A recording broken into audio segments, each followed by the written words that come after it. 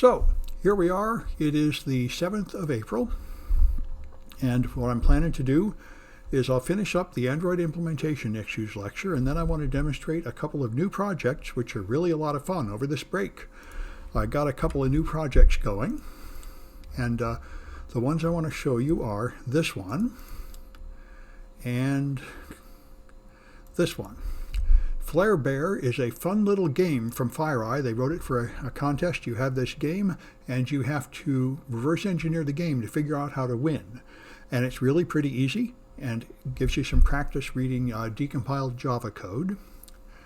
And Insecure Bank, some students had trouble because one of my projects stopped working because of my DEF CON talk. Some of these people finally fixed the vulnerabilities, so the app didn't work. So for a while, the plain text network transmission project quit working.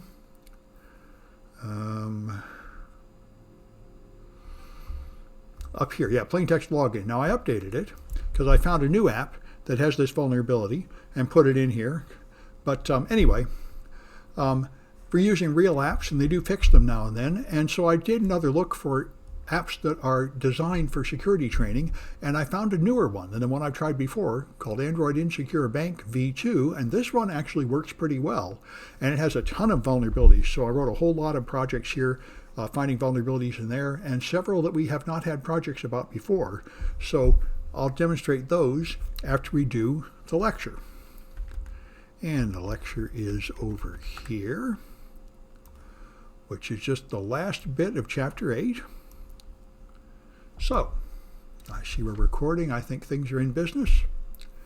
So, we've done, this is the part 1 and part 2 we already did, and now we're just doing the remaining bit of the chapter, exploiting devices with JavaScript interfaces and a few other techniques, and then how to steal user data, which for some reason they call exfiltrating, although I might have thought they call infiltrating. I might have thought exfiltrating might be a better word, but anyway, getting the user's data off the phone. So, we talked about this last time. If you have JavaScript interfaces, and if you're running old versions of Android, then if you're loading content over HTTP in the first place, then that's unsafe. And any modern system will warn you that you shouldn't be doing that, like a modern version of Chrome or Firefox will warn you that you shouldn't be loading anything over HTTP. It should all be HTTPS. If you load anything over HTTP, that means you do not have any integrity control, and it could have been modified between the server and you would never know that it happened. Indeed, you might even be going to a different server completely than where you think you're going. So people can add code to the page, so I can add JavaScript to the page, and if you do that, then if you have a second vulnerability in your browser, then they can exploit it with that JavaScript, and that was the case with earlier versions of Android. There was a code execution vulnerability in the browser, so you can then execute code on the phone through JavaScript. Now, you can't necessarily do anything like install an app because your app is probably not running with system privileges, but what you can do is execute commands that will run in the context of that app. So you can use, if you have an app, and the app loads some kind of content over HTTP, like an ad, then you can use that app as if it was a Drozer module and use it to attack other apps on the phone. You have control over that app. So that's pretty awesome. And so here's how you do it for a Sony Xperia. This app built on the phone loads ads over HTTP. So you can use Drozer and burp to point to a JavaScript and inject that into the HTTP responses. So you route the traffic through burp, and then you tell burp to modify the responses by adding an extra JavaScript file to it. And so it'll add this script source file to the page, and so when it renders at the other end, it will load this JavaScript. And in that JavaScript, it will execute that code, and you can then control the phone through the app. So that's what happened there. Of course, in modern versions of Android, this is not as easy to do, but it still happens from time to time. All right, then another thing we talked about before is you might not want to update your app through the App Store, which would involve having some kind of pop-up saying go to the App Store to update the app or something, and you might want to have the app automatically update or something. Like if you have Chrome, it will automatically update on a desktop. So this means the app has to have the install package's permission. And at least in the earlier days, it would actually download the updates over HTTP, and that's a terrible idea. I don't know how many people are still doing that. I would like to think that it's becoming extinct.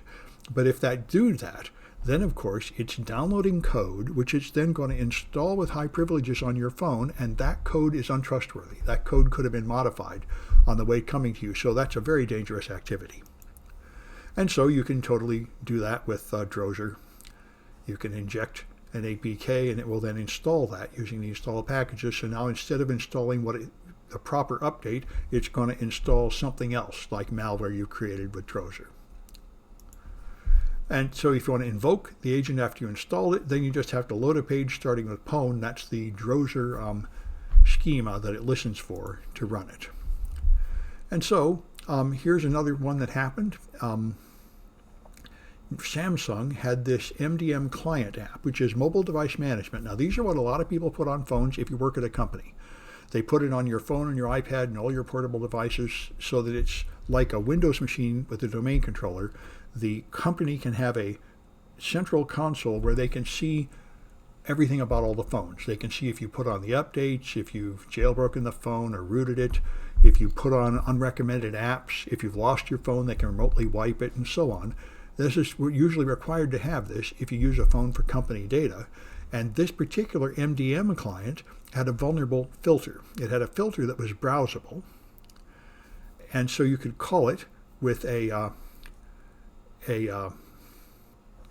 URI.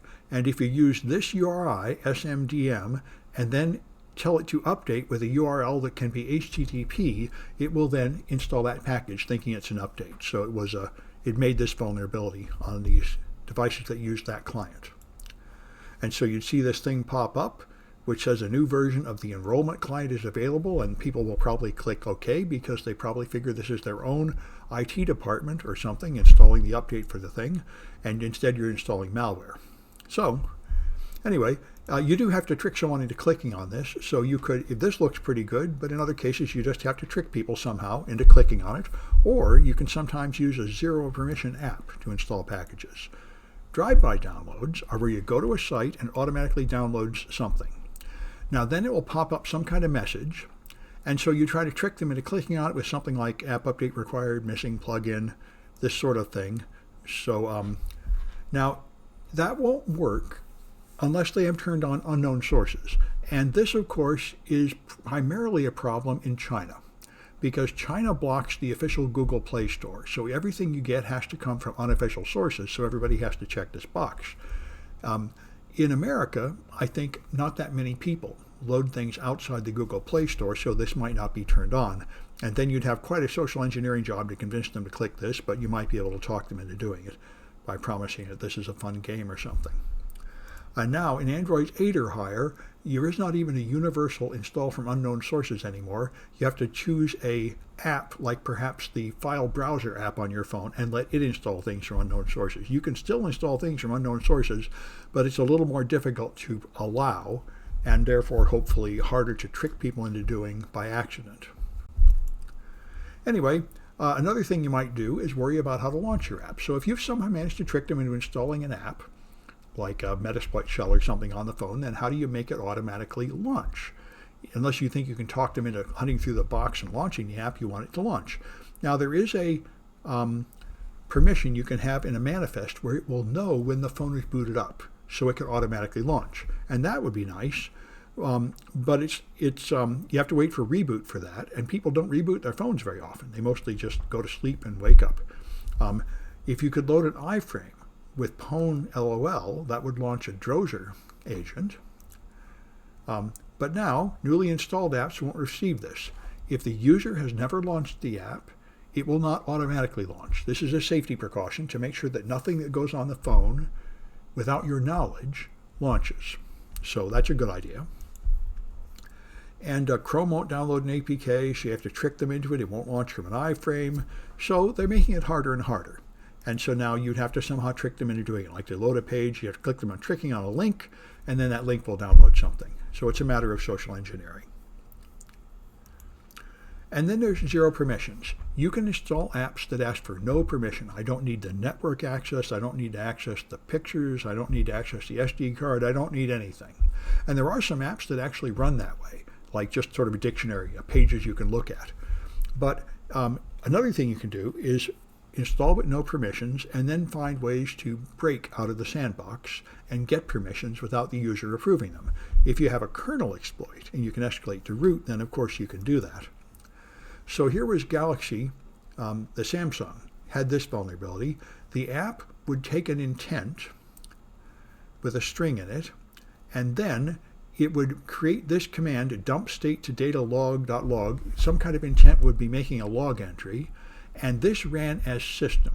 This, by the way, is true of a lot of antiviruses. There's quite a few vulnerabilities I saw go by a few months ago. Antivirus apps typically run in the background. I'm thinking of Windows and Mac, but it probably is true of Android too, that your antivirus is typically running as a process with high privileges, and then it will do things like delete files. And so you can trick it into deleting the wrong file or running other programs with high privileges, and that's what this is. The app is doing this activity with high privileges, and it made a line of command line with data that ultimately came from the user. So you could broadcast data, which just includes a semicolon and then an extra command here.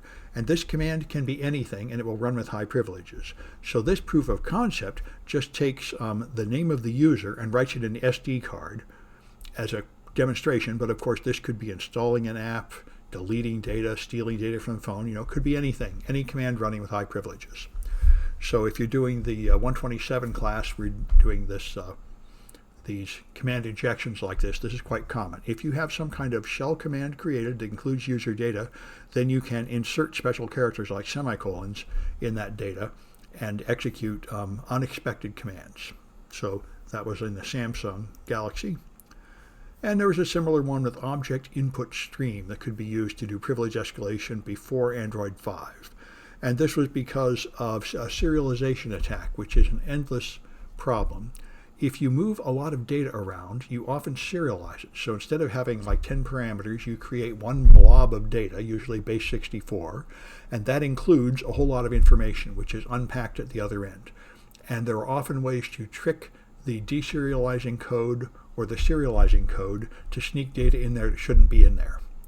And it happens a lot to Java. Java and Python both have serialization methods, and so does ASP. And there's a whole series of attacks based on insecure deserialization. And Jeff Forrestall is Rainforest Puppy. He's the guy that discovered SQL injection, which was found in 1998 and was the #1 most important vulnerability in the world for about 20 years.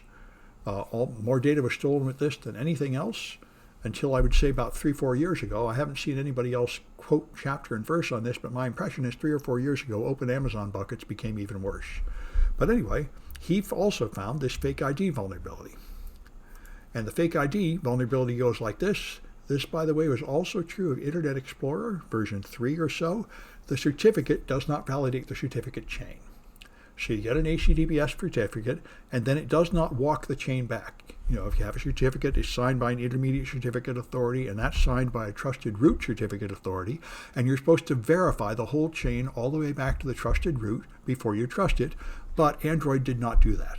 So you could just give it a fake certificate that claims to be signed by somebody trusted, and it wouldn't check it. So he was able to set the issuer field to Adobe, and then it would just believe that this was the Adobe certificate and give you privileges. So that's pretty awesome. Of course, they patched that, but this kind of thing keeps going around. HTTPS has a lot of moving parts, and people keep failing to really implement it all. All right, and so now if you want to find the user data on the phone, which is mostly what people want, they don't want to just use the processing power of a phone. They want to steal the user's data, like their SMS messages or emails or something. So you might, if you get a Drozer, you can make Drozer agents that will do these things, read the SMS microphone, capture location, screenshots, or video records, all the same stuff you can do with a Metasploit shell. Now, if you try to do some of those things, you'll be blocked by SE Linux, which is another layer of permission, security enhanced Linux on modern Linux-based systems, where it limits what each app can do, sort of like an app-based firewall, and you can turn off, if you can get high enough privileges, then you can turn off the enforcement mode of SE Linux. When it's not in enforcing mode, it lets you do things, but it just logs that you're doing something unexpected, and that would be a way to get around that. All right, and so if you can record video, you can catch the unlock pattern as people unlock the phone. So you can get, if they're using this kind of pattern. And all right, in the earlier versions, every app could get to the SD card. Now you have to have read external storage permission. You can get Wi-Fi keys. They're just stored here on the phone. Data MISC, Wi-Fi, WPA supplicant. They have to be there so that when it connects to a Wi-Fi network, it can send up the password. So you could get Wi-Fi passwords. You could get user account passwords sometimes. There is a file here called accountce.db that contains stored emails. Now, for some of the emails, like Gmail, it stores a hash instead of the real password, but some email clients actually store plain text passwords in this file. So depending on what email applications they have installed on your phone, you might find plain text passwords. If you have a Genymotion emulator like I do, and all you have is the default Gmail that you had to use to get to the Google Play Store, then you'll find, like I did, that there's just a long hash there instead of a readable password. And I didn't try to crack that hash because I'm pretty confident that Google is smart enough to make that something essentially uncrackable. All right, so we talked about that. If you have patterns, you'll find data in the gesture.key file you can steal, and there's a cracker you can download for that. If you go to password.key, there's a hashed password, but if the password is just like a 4-digit PIN, then you can crack it because you can just try all possible 4-digit PINs before long. And I used to have a project in this class where you crack it. I think I took that out and just moved it to the cryptography class or something because it's not really that specific to Android. But anyway, if you can get these files, you can extract the unlock key from them. Of course, you've already got root access on the phone, so you don't really need the unlock key anymore, but anyway, it's there and you can get it. You can read the clipboard. The whole point of the clipboard is shared among apps, so if you have the context of any app, you can read it. Sometimes there's an extended clipboard with 20 items, and you'll find old passwords and such in there, but it's not in the Genymotion machine, so I couldn't make a project out of it with the emulators we're using here. You can perform user actions like tapping on the screen from a command line. You use this ADB shell input, and you can send in joystick, touchscreen, and so on. So if you want to send something, you can first do this command to get the size of the screen. So the screen goes from 00 to 1536, 1952, and then you can figure out how many pixels over, and you could tap this. If you find, you can tap on this screen and launch an app from that. So that's cute. And of course, you can back things up. Most apps make it possible to back up the data. You want that because if you lose your phone, you want to be able to restore your data onto the new phone. And if that's true, then if I get an ADB shell, I can perform a backup and then I'll get all your data. So that's a simple way to get the data from most of the apps on a phone. All right, let's try some Cahoots, and then I'll show you these new projects that I think are a lot of fun.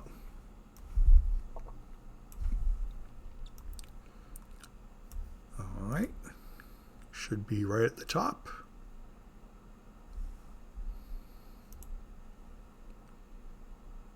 There we are, HC.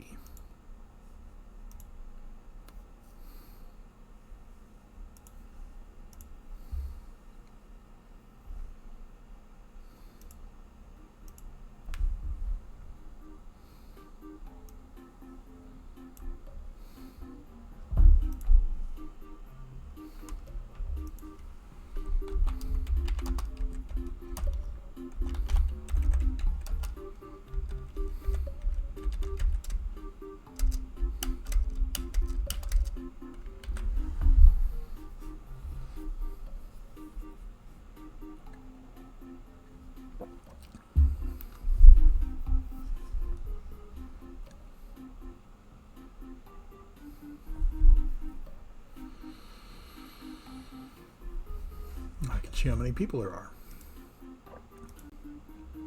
All right, looks like about 12.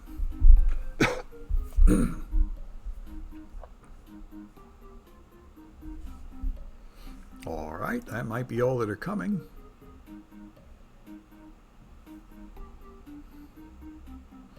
I think so. All right.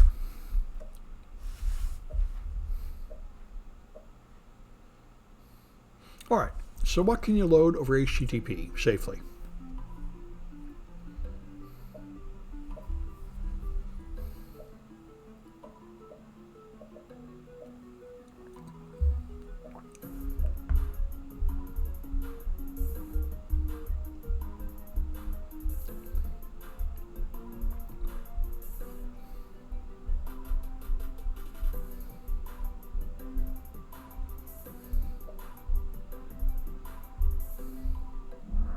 Yep, nothing is safe. Any HTTP requests can be used to load malicious code onto the app. All right.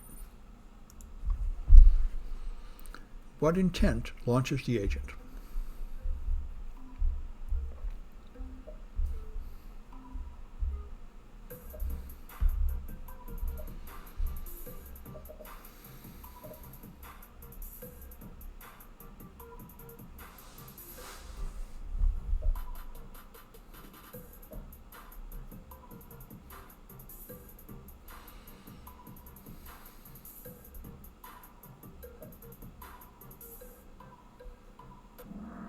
That's it. Pwn is the intent that launches it.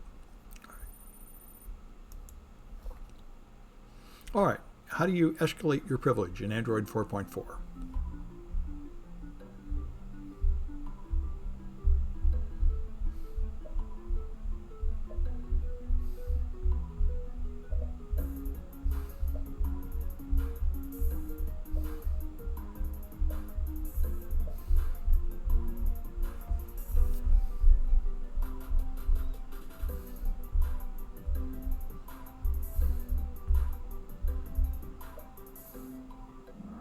All right, that's the object input stream.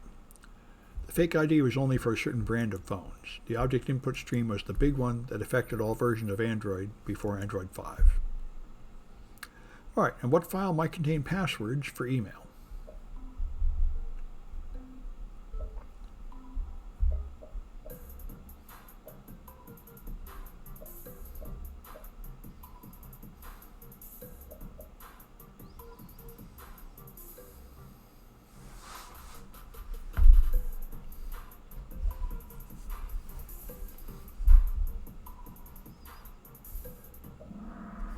Okay, that's the accounts database. All right, and how do you simulate screen taps?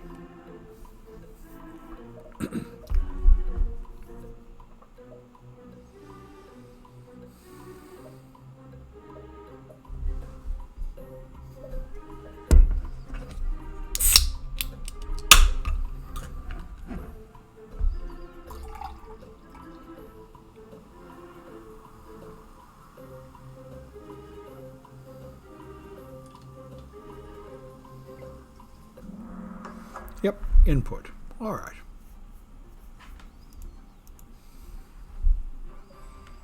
Well, they'll have to tell me who they are if they want points. I know who that is.